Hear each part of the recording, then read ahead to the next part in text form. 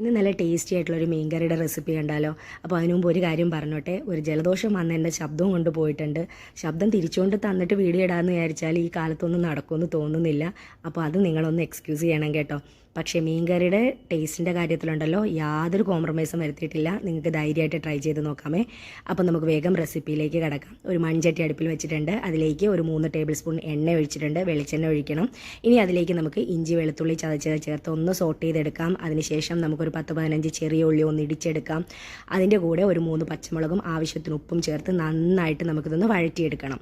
അടച്ചു വെച്ചാൽ വേഗം വഴണ്ടി കിട്ടുവേ. ഇനി നമുക്കിതിലേക്ക് പൊടികൾ ചേർത്ത് കൊടുക്കാം. മഞ്ഞൾപ്പൊടി, മല്ലിപ്പൊടി, നോർമൽ മുളക് പൊടി, കാശ്മീരി മുളക് പൊടി, പെരിഞ്ജീരകത്തിൻ്റെ പൊടി, അതുപോലെ ഉലുവാപ്പൊടി.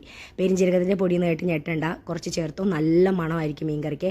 ഇനി പൊടികളുടെ പച്ചമണം എല്ലാം മാറി വരുമ്പോൾ നമുക്കൊരു കുഞ്ഞു പീസ് പിഴിപുളി ഉണ്ടല്ലോ, വാളൻപുളി, അതൊന്ന് പിഴിഞ്ഞ് ഒരു അരക്കപ്പ് വെള്ളത്തിൽ പിഴിഞ്ഞെടുത്തിട്ട് അതുകൂടി ചേർത്ത് നന്നായിട്ടൊന്ന് മിക്സ് ചെയ്തതിന് ശേഷം അടച്ച് വെച്ച് ആ പുളിവെള്ളം ഒന്ന് വറ്റിച്ചെടുക്കണം. എണ്ണയൊക്കെ ഒന്ന് തെളിഞ്ഞ് വരുന്ന ആ ഒരു സമയത്ത് നമുക്കിതിലേക്ക് കറിക്ക് ആവശ്യമായിട്ടുള്ള വെള്ളവും ഉപ്പും ചേർത്ത് നന്നായിട്ട് മിക്സ് ചെയ്ത് അടച്ചു വെച്ച് ഇനി നന്നായിട്ട് ഇതൊന്ന് തിളയ്ക്കാൻ വിട്ടോളൂ. നന്നായിട്ട് തിളച്ച് എണ്ണയൊക്കെ തെളിഞ്ഞ് വരുമ്പോൾ നമ്മൾ കഴുകി വൃത്തിയാക്കി വെച്ചിരിക്കുന്ന മീനിൻ്റെ കഷ്ണങ്ങൾ ഇതിലേക്ക് ഇട്ട് കൊടുക്കുക. ഇനി ചെറുതായിട്ട് ഒന്ന് മിക്സ് ചെയ്ത് നമുക്കിത് അടച്ചു വെച്ച് ലോ ഫ്ലെയിമിലും, ആദ്യം കുറച്ച് ഹൈ ഫ്ലെയിമിൽ ഇരുന്നോട്ടെ, പിന്നെ ഒരു മീഡിയം ഫ്ലെയിമിലേക്ക് ആക്കിയതിന് ശേഷം ഇത് നമുക്ക് നന്നായിട്ട് കുക്ക് ചെയ്ത് കറിയൊന്ന് ചാറൊക്കെ ഒന്ന് കുറുകി വരുന്ന സമയം വരെ കുക്ക് ചെയ്തെടുക്കണം.